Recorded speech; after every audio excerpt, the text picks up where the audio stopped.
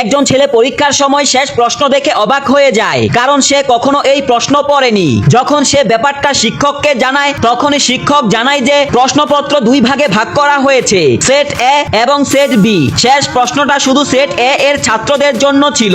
এটা জানার পর সব ছাত্ররা আতঙ্কিত হয়ে পড়ে, কারণ এখন নকল করা অসম্ভব বলে মনে হচ্ছিল।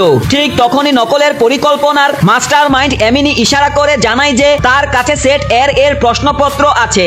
যাদের কাছে সেট এর প্রশ্নপত্র ছিল তারা সঙ্গে সঙ্গে বুঝে যায় এমিনির কাছে সেট এর কপি আছে।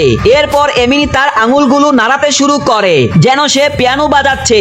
এটাই সেই গোপন সংকেত ছিল যার অনুশীলন আগে থেকেই সবাই করেছিল।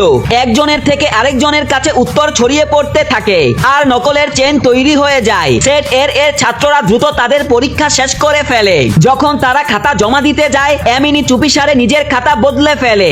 এখন এমিনির হাতে সেট বি এর প্রশ্নপত্র, অথচ পরীক্ষা শেষ হতে তখনও মাত্র 10 মিনিট বাকি। তাকে তাড়াতাড়ি সব প্রশ্ন সমাধান করে সেট বি এর ছাত্রদের দিতে হবে। সে দ্রুত প্রশ্নগুলো সমাধান করতে শুরু করে, আর সেট বি এর ছাত্ররা অস্থির হয়ে উত্তরের অপেক্ষা করতে থাকে। ঠিক তখন শিক্ষক ঘোষণা করে পরীক্ষা শেষ হতে আর মাত্র 5 মিনিট বাকি। সৌভাগ্যবশত সময় শেষ হওয়ার আগেই এমিনি সব উত্তর লিখে ফেলে এবং আঙুলের ইশারায় সেগুলো ছাত্রদের কাছে পৌঁছাতে শুরু করে। এটাই ছিল সেই মুহূর্ত যার জন্য সেট বি এর ছাত্ররা অধীর আগ্রহে অপেক্ষা করছিল।